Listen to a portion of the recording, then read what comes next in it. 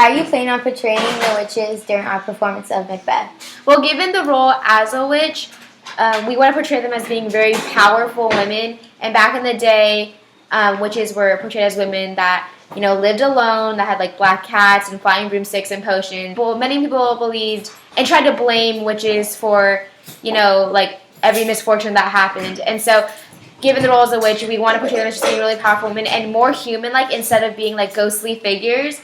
Because like witches, were just assumed to be like just these like ugly women, but since now we can portray them as like being so modern. And also, witches back then, used to give the audience a very like eerie, creepy type of feeling that would make them be afraid of superstitions.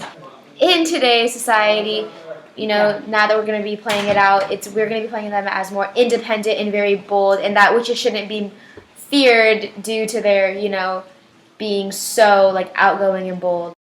So back then, there were two types of magic that were being performed. So the first one was called black magic, which was technically the bad kind of magic. It was associated with the devil and satanic worship. So if something bad happened, then the witches would be accused for that. So in Macbeth, the witches were using black magic because they were fortune telling, and they had a prophecy for Macbeth. Once they told the prophecy to Macbeth in Banquo, Macbeth changed his mindset and he started to believe more in them because when they told him the prophecy, everything started to become true. We chose to do our rhetorical précis on how Shakespeare challenged the gender roles of the time period in his play Macbeth. Women of the Elizabethan era were expected to be very obedient towards their husbands, very subservient and submissive, and not have a lot of input as to what went on or what happened in their household. With this, he made women much more masculine and defiant and strong and bold than the women of the time period would have been expected. So the witches, we believe, should be portrayed as strong women who are very independent instead of being scary.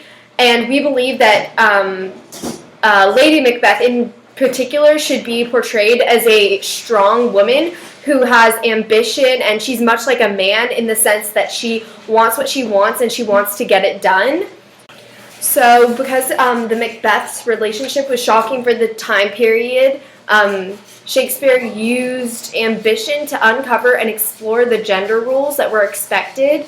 So they were both had the ambition to achieve a higher social status than they were given, except that's kind of what drove them, and that's what made their relationship almost like a power struggle. Instead of one person being submissive to the other, like the relationships at the time were expected, they would both clash with each other and argue and almost like belittle each other to get their point across that they needed to achieve their certain goal, which was killing Duncan.